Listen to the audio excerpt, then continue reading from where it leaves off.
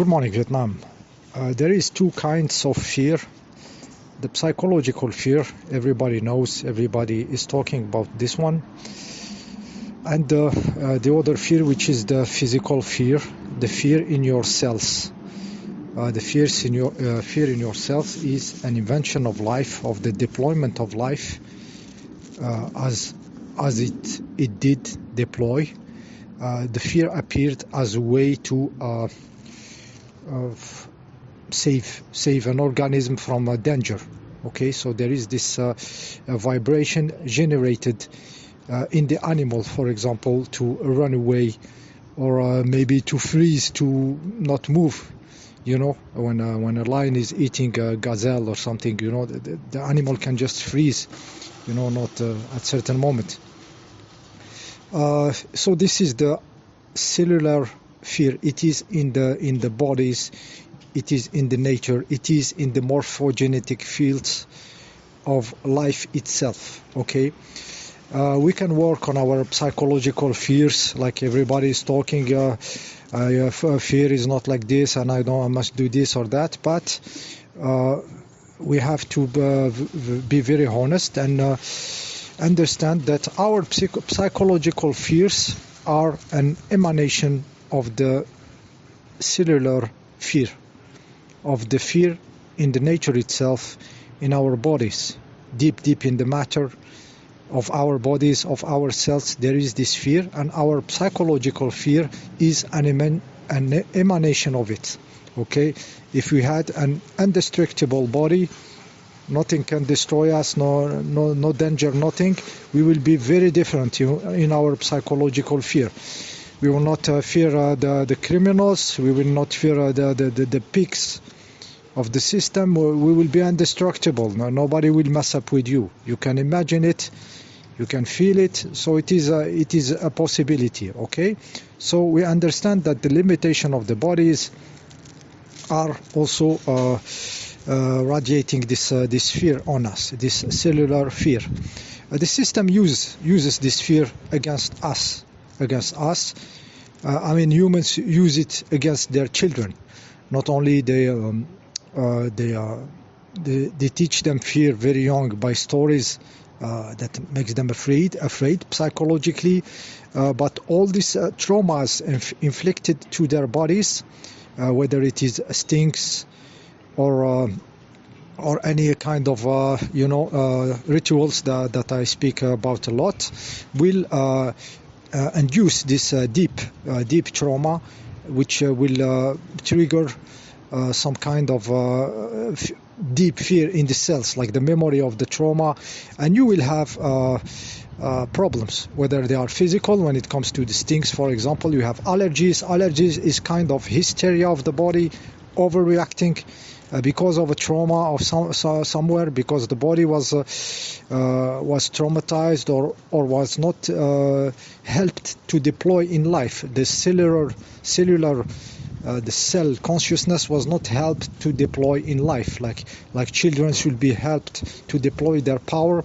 their cells, their bodies in life, by making them getting slowly in contact with the situation and everything, not isolating them and everything, and for sure not traumatizing them with shock to the immune system, or a shock to their bodies by mutilation, genital mutilation and everything. All this will radiate, will be imprinted in the cells, and will radiate to the psychology and everything. Okay, complex subject. I'm just surfing very fast over it. Okay.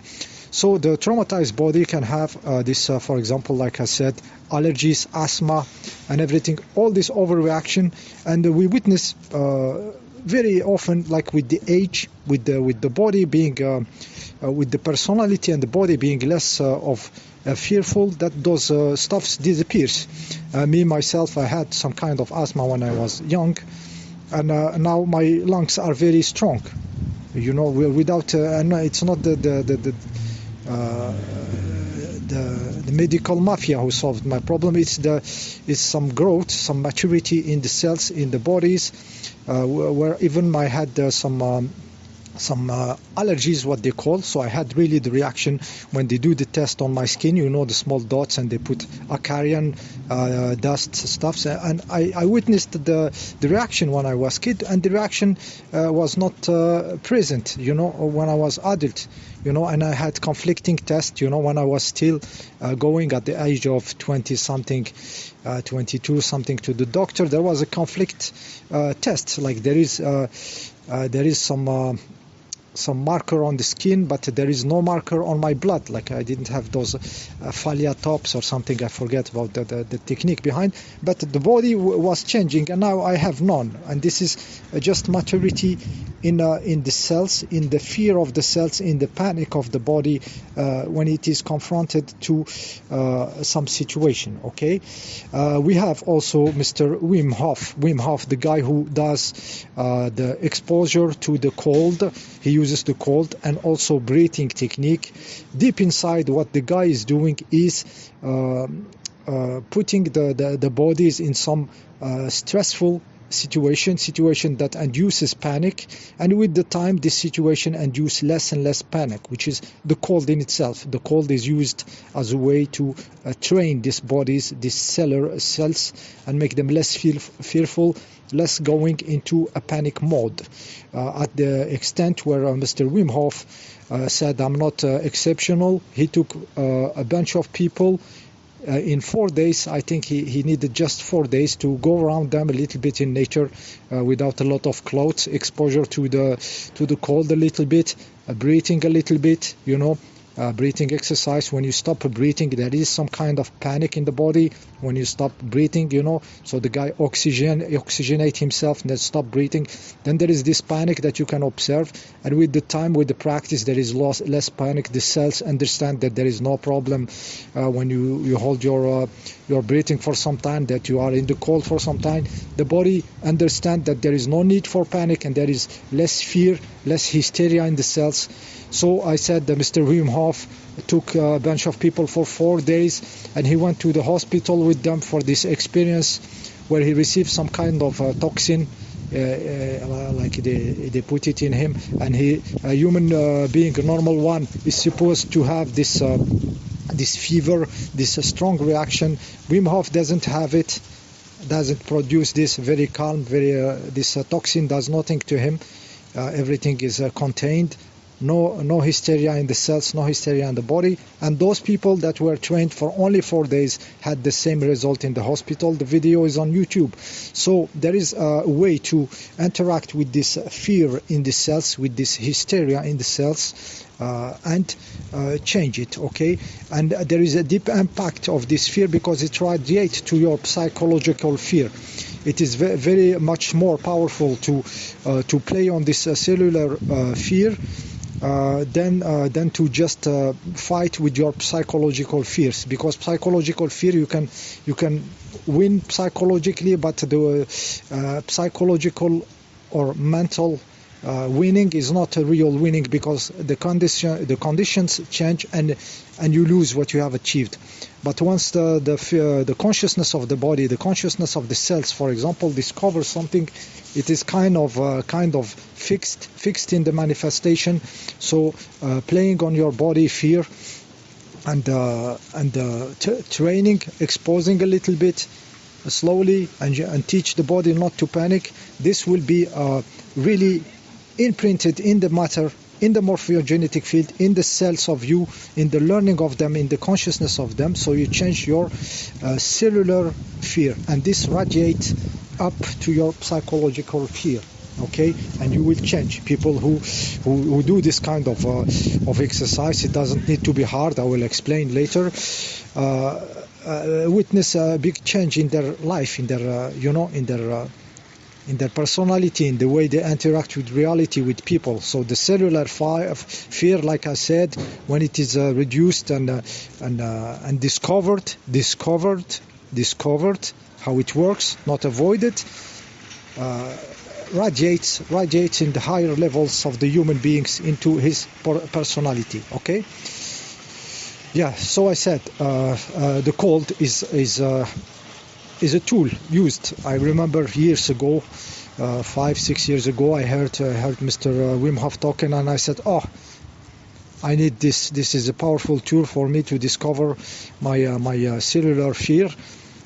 So I used it the way I need it. Okay, I said, oh, this is a powerful tool. So where people will use it to get better health or stronger, me, it was very, very much into observing the reaction of my cells, observing the mental, how the mental tricks you about what is going to happen. Like he start to stress you before you get into the cold showering, you know. And I said, no, you are lying to me.